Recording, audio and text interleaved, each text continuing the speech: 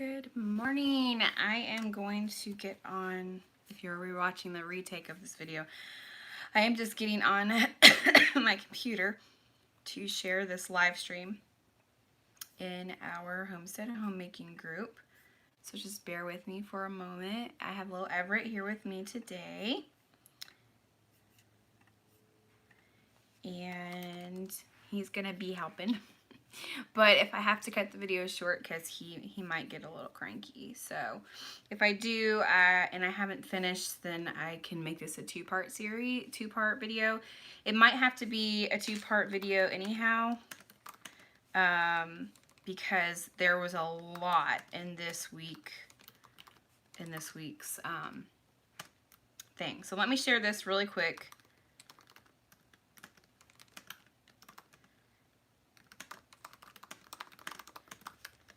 In our Homestead Homemaking group. If you have not joined the Homestead Homemaking group and you're a woman, you can join by simply requesting, go to the Homestead Homemaking group for Christian women and friends.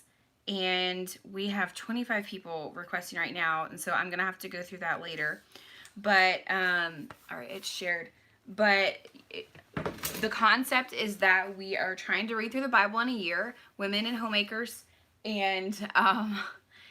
And we wanted you to join us. If you don't have Facebook, that's fine. You can just join in right here. And if you're not a woman, that's fine. You can join in right here, but you just can't join the group. So, like I said, there was a lot in this week 2 of our Homestead Homemaking series, Bible in a Year. Let me sit really quick.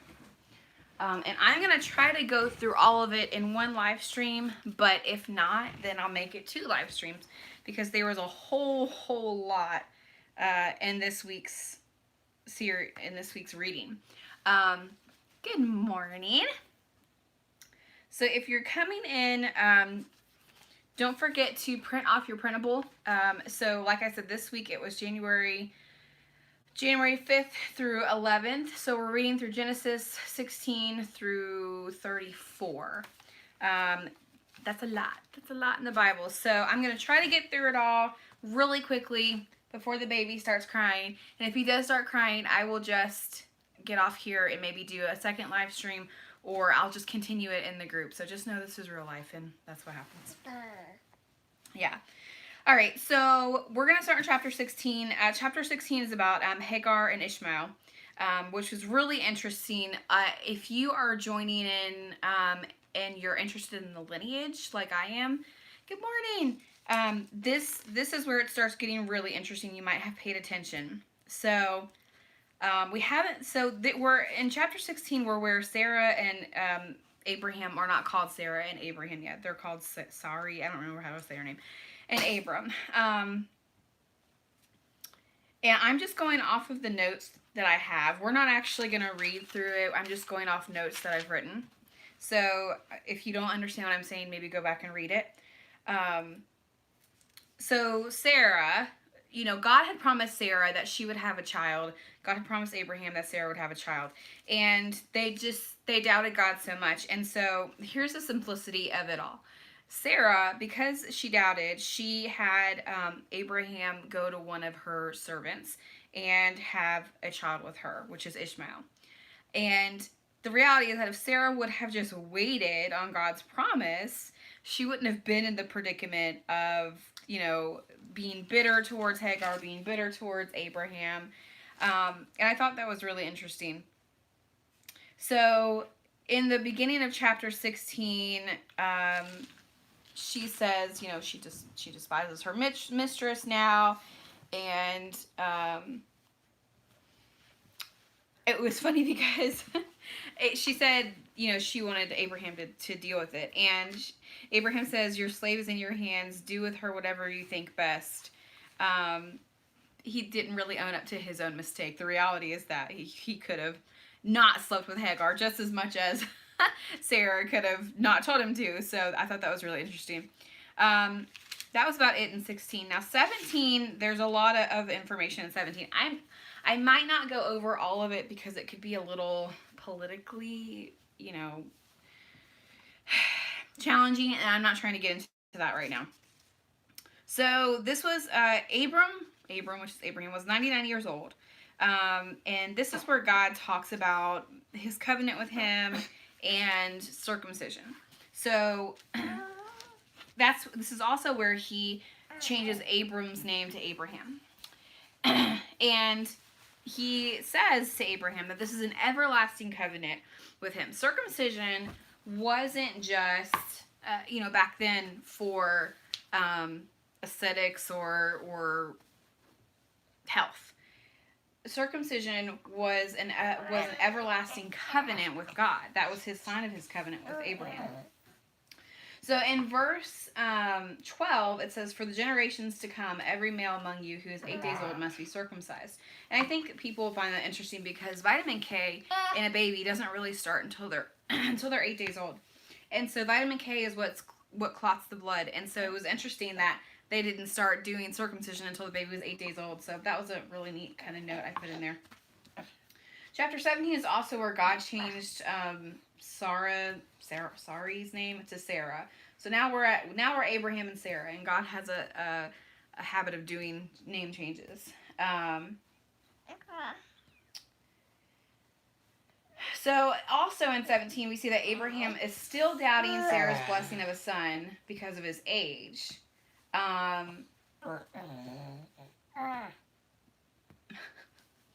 You hear him grunting. So he has Ishmael, and God's covenant was, let's see, I'm going to read this to you. It'll make more sense if I read it. So as Abraham fell face down, he laughed and said to himself, "Will a son be born to a man 100 years old? Will Sarah bear a child at the age of 90? And Abraham said to God, if only Ishmael might live under your blessing." So here's the reality. So Abraham and Sarah have Isaac. God's covenant continues with Isaac, not with Ishmael. Because when we get into the lineage, Jesus comes from Isaac's lineage, not Ishmael's lineage. Now, God still blesses Ishmael, but the promise of a child was not just because Sarah wanted a child. The promise of a child was because God needed Isaac to continue the lineage up to Jesus' birth for Mary and Joseph. And so I think it's really interesting when you're going through these lineages, and we even see this with Jacob and Sarah and Jacob and Leah later on in these chapters. It's interesting that you'll see a pattern where God blesses the firstborn or the children of the man's first wife, not his concubines or his second wives. While my husband and I had this conversation last night, while it wasn't prohibited to have concubines and multiple wives, it seemed like God did definitely honor the first wife more and her children more. So going into chapter 18, verse 1 and in chapter 18, verse 1, it says, "The Lord appeared to Abraham near the great trees of Mamre while he was sitting at the entrance to his tent in the heat of the day. Abraham looked up and saw 3 men standing." In this part, it doesn't really say who the 3 men were. It just says that the Lord was there. And in chapter 19, verse 1, it confirms that they were angels. There were 2 angels and God. Which I thought was really cool. That how would it be to live in a time where you just get to be with God? Hold on. Let's see here. Go. Okay. We are still in chapter 18. Oh, here's a fun note that I have written here. So, in verse 10, it says, "Now Sarah was listening at the entrance of the tent, which was behind him. Abraham and Sarah were already very old, and Sarah was past the age of childbearing. So Sarah laughed to herself as she thought, 'After I am worn out and my Lord is old, will I now have this pleasure of having a child?'" So Sarah was really not happy about this. She was kind of bitter that she was having a baby at an old age, that it didn't come in her timing. And I thought it was interesting because, what's the next note? They were both laughing. Abraham laughed, Sarah laughed. Sarah was afraid, so she lied. So she was asked, why did you laugh? She lied. She said, I did not laugh. But he said, yes, you did. God was right in front of her, talking to her, and she still lied to him. And so I have a little note that says, just like Adam and Eve in the garden, we still think we can outsmart God. We in the Bible.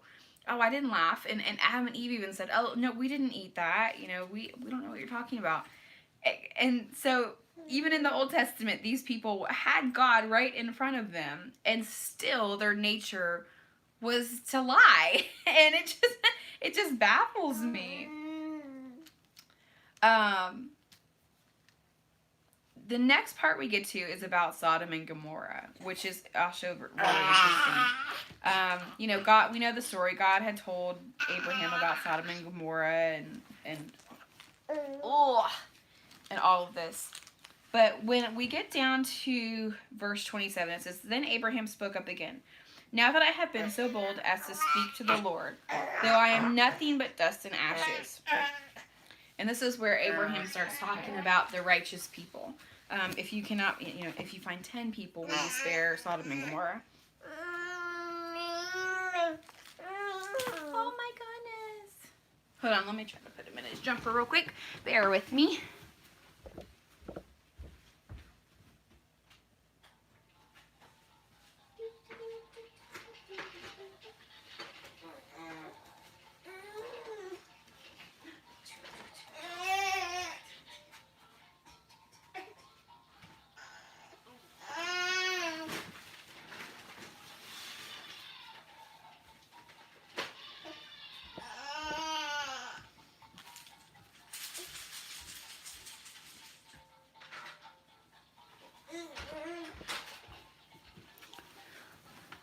That might last, 5 minutes. Okay. So the part I liked was when Abraham said, I am nothing but dust and ashes, but since I've been talking to my Lord, let me ask you this. That's my new thing. Nothing but dust and ashes, which is true. We are nothing but dust and ashes. He dropped his toy. All right, now we're getting into 19, and I have all of these notes coming into 19 with Sodom and Gomorrah.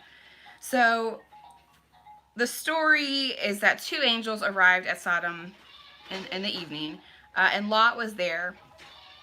I don't like this story because it's really kind of nasty, and it's just to think of everything that happened, it's just blah. So when Abraham and Lot both knew who these 2 angels were. So these 2 angels were the ones that came to Abraham at his tent, and now these 2 angels are traveling to Sodom to basically destroy it if they can't find anyone righteous. So the interesting part is that Lot does all of these crazy things, and it just baffles me. Like, he offered his daughters to this mob of people instead of the angels, and thankfully that didn't go through. And then Lot, he doesn't seem very righteous. So if Lot was there, God honored, I'm getting ahead of myself, I almost said Jacob. God honored Abraham because of Lot, okay? God honored Lot because of Abraham. And so God spared Lot and his family and his wife. But the one stipulation was not to look back on the city when it was destroyed. And Lot's wife just couldn't help herself. I mean, that she had been given this opportunity to go away, and when she looked back, she turned to dust. And we do that a lot in life, okay? We look back at a lot of things that we shouldn't do. Now, thankfully, we don't turn to a pillar of salt, but it's interesting to see these things play out, how severe that was. She simply looked back at the city, and while it was being destroyed, and she herself turned into a pillar of salt. Hi, Banana Grandma. And the other thing was that Lot warned his family, and they didn't believe him. They were blinded by their own culture. They literally were so submerged, and that's how we are today. They were literally so submerged in their culture that they thought, God's not going to do that. We've been living this way for how long? God's not going to do that. And God showed up and for real did that. So that is just a crazy part of the Bible story that you can take a lot from and really pertain it to nowadays and how things are playing out. Revelation says that, you know, before the Lord comes, it'll be as in olden days as Sodom and Gomorrah was. And that's a little bit frightening because a lot of times the church accepts these, you know, the sins of ancient times that are now in modern times. And it's just really, it's crazy to see that play out. So go back and reread that, and if you need to. Okay, so, and it says in verse 29, chapter 19, so when God destroyed the cities of the plain, he remembered Abraham, and he brought Lot out of the catastrophe that overthrew the cities where Lot had lived. So it wasn't that Lot was righteous, it was that Abraham was righteous, and God spared Lot because of Abraham. Abraham was the righteous man, not Lot. So then we get into verses 30 through 38. It's about Lot and his daughters. And again, so Lot's daughters are nasty. Let's just put that out there. They went in, they slept, they got him drunk, they slept with him. So we have to remember, Lot's family and Lot were not righteous people. And so when we go back and think, oh my gosh, why did they do that? They did it because they were wicked. Lot's daughters were more than likely wicked. God only spared Lot and his family because of Abraham. They gave them a chance, and Lot's wife ruined it for herself, and now Lot's daughters are ruining it for themselves. But it's important because of lineage records. So I believe the story was put in there because of the lineage of his daughters and Lot.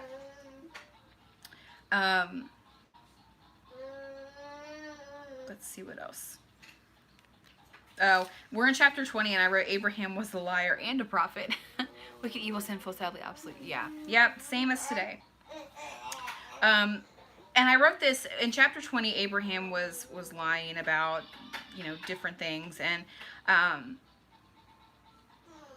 yet he still has this amazing relationship with God. And that's one thing I'm noticing throughout the whole Old Testament. These people weren't perfect. When I was growing up reading the Bible, I thought, oh, these people are perfect, that's why God chose them. Nope. God chose the people that were far from perfect, but they loved him. They loved God so much.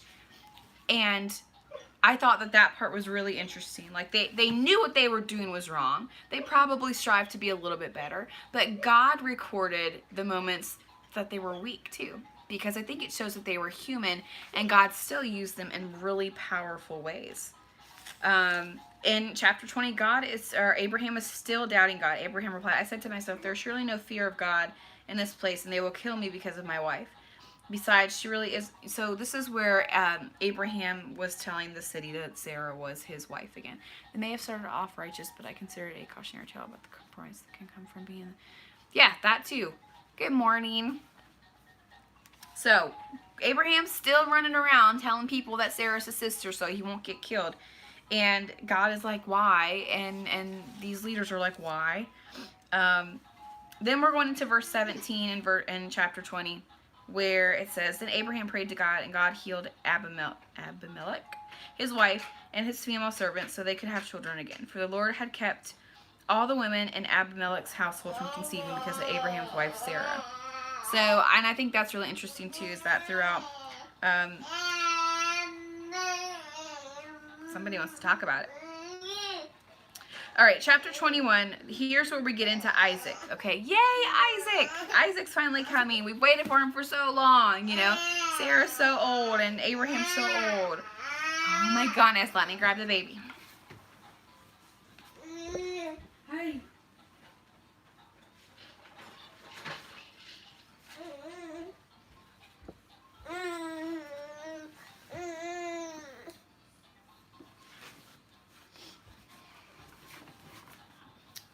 All right, so Sarah was no longer bitter. She was now joyful that Isaac came. Babies have a way of doing that. So when I got pregnant with Everett, I was actually surprised. We had tried for almost 10 years to have another baby, and I had come to the conclusion that I wasn't going to have any more kids. So I started a new career. I had started planning my life without any more children. I was older than I wanted. I'm not old by any means, but I was older than I wanted to be. And so I can actually feel Sarah's pain. Things hadn't panned out the way she wanted them to. But when Isaac came, she was no longer bitter. She was extremely joyful about it. That's how I was with him.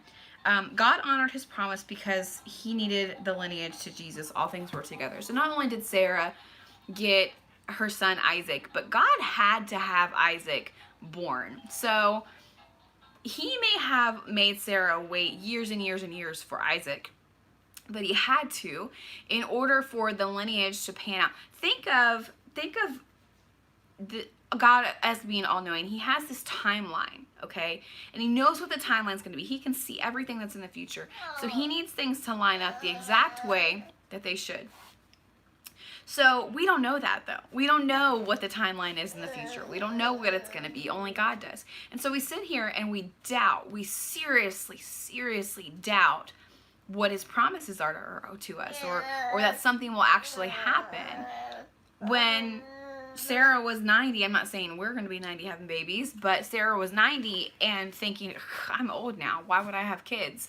Well, you're going to have Isaac because God needs Isaac to be born in order to get to the lineage, the point where Jesus is born. So I thought that was really interesting, and how much joy she had afterwards, even though she was older.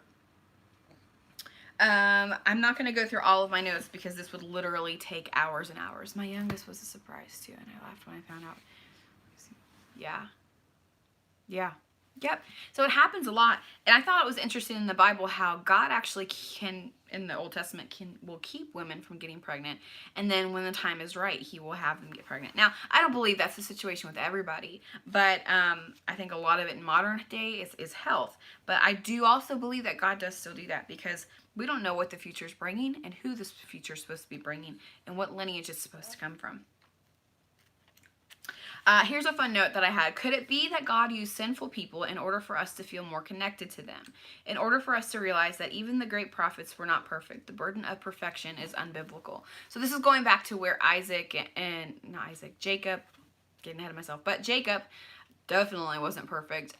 Abraham, all of these people, all of these rulers, leaders, patriarchs in the Bible, all had major issues. And so I going back to that, I thought it was really interesting how God used such sinful people to make us feel maybe more connected to them. But again, he knows the timeline and where Jesus was supposed to come from. I'm going to skip over these. So in chapter 22, verse 13, it says, Abraham looked up and there, this is about Abraham taking Isaac up to, I do want to talk about this actually, taking Isaac up to be a sacrifice. Now, can you imagine God asking you to take your child to be sacrificed? No, not at all. Hold on, my child's falling over. Ugh. What are you doing? What are you doing? Ugh.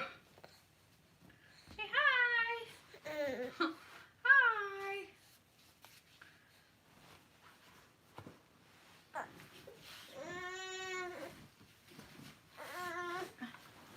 Okay. No. You have a cranky McCrankerson today.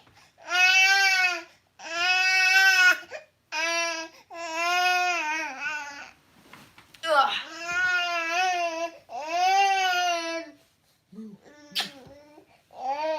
Might have to cut this Bible study short and come back. Might have to cut it short and come back, huh? Let's see. Anyhow. Let's see if I'll take this bottle real quick.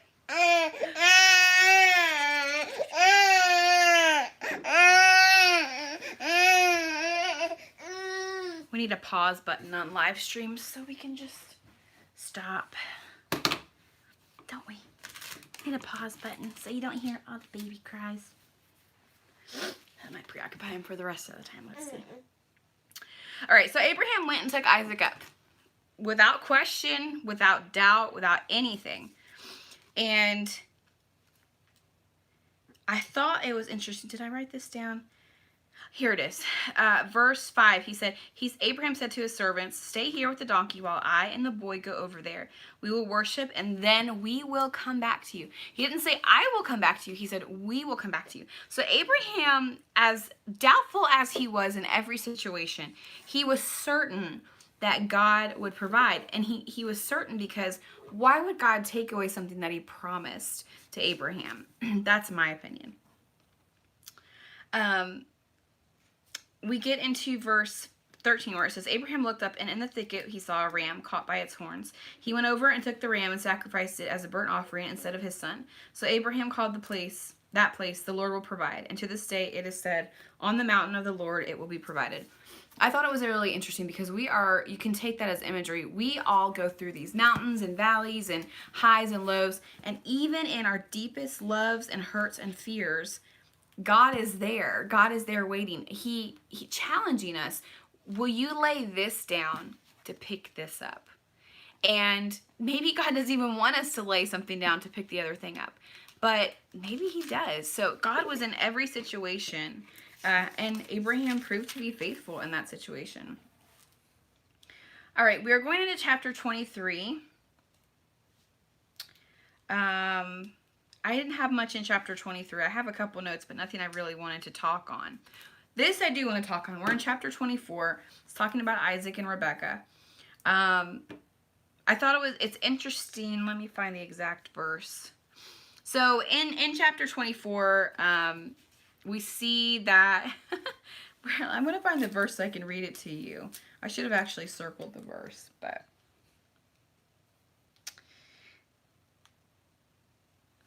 Oh, so Abraham is talking to his servant about going to get a wife for his son. And swearing, he told the servant to put his hand under his thigh to swear that this is what he was going to do. And I thought this was really interesting because I was like, why would you do that? That's really weird. So I was researching in my Bible dictionary, which I really encourage you to get. And it says, swearing on the thigh is much like swearing on a Bible in modern times. Because Abraham's covenant with God was based, there's some theories. Because Abraham, yes, and God sacrificed his own son. But not Abraham's son. Because Abraham's covenant was with God, was based on circumcision, he was swearing on that covenant. That's the first theory in the dictionary. And then it says the word testify in the English language literally comes from the word testicle. I thought that was weird. So this is just a cultural practice. It's also a sign of submission to put your hand under the thigh to swear that this is what you're going to do, to make this promise, blah, blah, blah. So that was a really interesting tidbit of information that you may not have wanted to know, but I was curious why that they did that. So in other words, there's some theories, but basically it was just like a handshake or swearing on the Bible in modern times.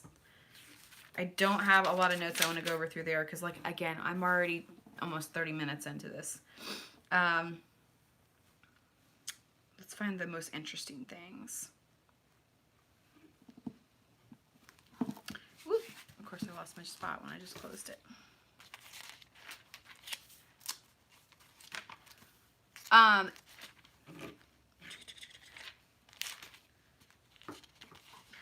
So in chapter 24, towards the end, we also see that Rebekah helped Isaac mourn the death of Sarah.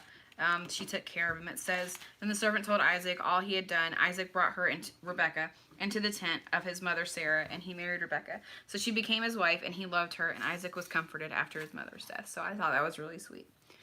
So in the beginning of chapter 25, we see that Abraham takes another wife. We don't hear much about her, but it goes through the lineage of the children that she gives him. I think it's interesting that Abraham had all of these children, but in verse 7, when Abraham dies, it's not all of these children that bury him. It's Isaac and Ishmael who bury him, which are highly blessed by God. Because Isaac, we'll get into Isaac later, but we also see that Ishmael was the ruler of the 12 tribal. The 12 tribal rulers came from Ishmael. Here you go. let me let me go through. There was one part out of all of this week's study that I really wanted to get to. Let me find it in here. If I went through every single thing, I would literally be here for forever. I must have missed something. Good morning, Big Bear. Let's see. As a fellow researcher, that is a sort of interest. Yeah, so see, I mean, I know that a lot of people don't want to know that, but I thought it was interesting. There was so much. There was so much in this week that I can't even, like, remember it all unless I sit down and really think about it. So in Genesis 27, we're getting into, so Isaac had Esau and Jacob. So we know the story where Esau was born first, then Jacob, and Jacob wanted to he took Esau's birthright, which I have a note on somewhere. So your birthright is basically when your parent dies, you get more inheritance, you get more because you're the firstborn. But now Jacob didn't only want Esau's inheritance, he wanted his blessing. So Jacob's blessing was, you know, he would have riches in heaven and on earth. He'd have abundance of grain and new wine. Nations would serve him. And so he has this amazing blessing that Isaac has given him. And then Esau comes to get his blessing and discovers that Jacob has taken it. And you would think it's just as simple, well, why can't he just bless him, you know? But there were rules and restrictions. And Rebecca had a lot to do with this. Rebecca very much favored Jacob. And so she was the one that encouraged him to go in and steal Esau's blessing. Now, Jacob fled. Because, well, wouldn't you? Because Jacob knew that Esau was mad. Esau wanted to kill him. Esau was very bitter. So Jacob fled, and Jacob was gone for a very, very long time. I know it. Stand up. So during this time, Jacob, he went to, I think it was his cousin, Laban, whatever his name is. He loved Rachel. He fell in love with Rachel. He thought she was beautiful and wonderful. And she was the younger sister of Leah. And so Jacob worked for Rachel and Leah's father for, I think it was 7 years the first time, in order to be able to marry Rachel. And so we know the story that, here you go. Once the 7 years was over, Jacob said, give me Rachel, and instead he sent Leah into the tent, and so Jacob had to marry Leah, and then he had to work for Rachel another 7 years. So he, for a total of 14 years, to have Rachel, which I thought was interesting. And we find out later that Rachel was had quite many issues of her own. Hold on. Here you go. Moo-moo. So Leah had, so we're still in chapter 29. Leah had her first 3 children, okay? Thinking that these children would make Jacob love her even more, and they didn't. But when she had her final child in this chapter, she named him Judah. And that was really interesting to me because Judah means praise Yahweh. And from Judah came Jesus' lineage. We talk about the Lion of Judah and different things, but God didn't choose the 3 sons before Judah. She had alternative motive when she had them, thinking that Jacob would love her. It was Judah where she said she loved Judah, and she was thankful for Judah, and she praised God for Judah, and so from Judah came Jesus. So I thought that was really an interesting topic. Oh my goodness! There was a spot in this week's reading that I really wanted to talk about, but I'm not seeing it in my notes. I think this is darn near impossible. with a 6-month-old baby. Because I can't think. I can't think when you're screaming your head off. No, I can't.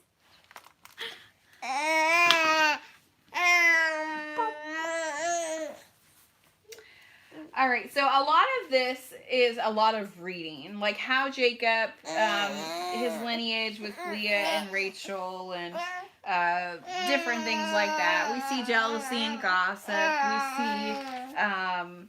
We see, God kind of stepping in where he needs to. We see Jacob unload on Laban because Jacob left his father-in-law because he was just ready to go. He'd been there for like 20 some years and he was ready to go and do his own thing. So he went to, he remembered God's promise to him. And so he wanted to go back to his homeland. But Esau was there and he thought for sure Esau's going to kill me if I go. And so he went anyhow and he offered Esau all of these things. He not face to face. He sent his servants to do it. And he had all of this anxiety and fear and self-doubt. And what ended up happening was Esau had a blessing too. Esau had forgiveness. And he had forgiven Jacob. And he said, no, I don't need all these things. I'm just happy that you're home. And so I love that part where Jacob he was so upset, but Esau he was just happy that Jacob was home. Now, the one part that I liked was in chapter 32, and it says where Jacob wrestled with a man.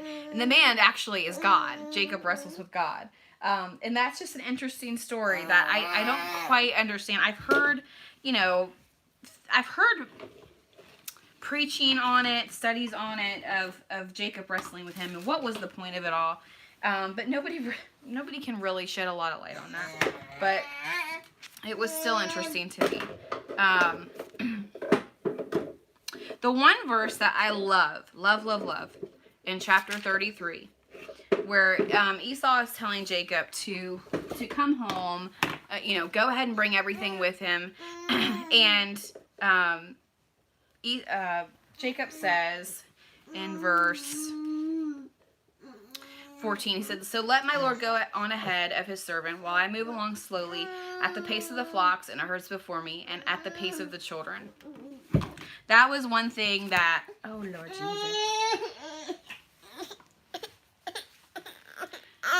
He's angry. Oh. We're gonna have to go. I will finish this Bible study in the group. Because the baby's not going to let me finish. So, thank you for joining for the 37 minutes that we had before baby started crying.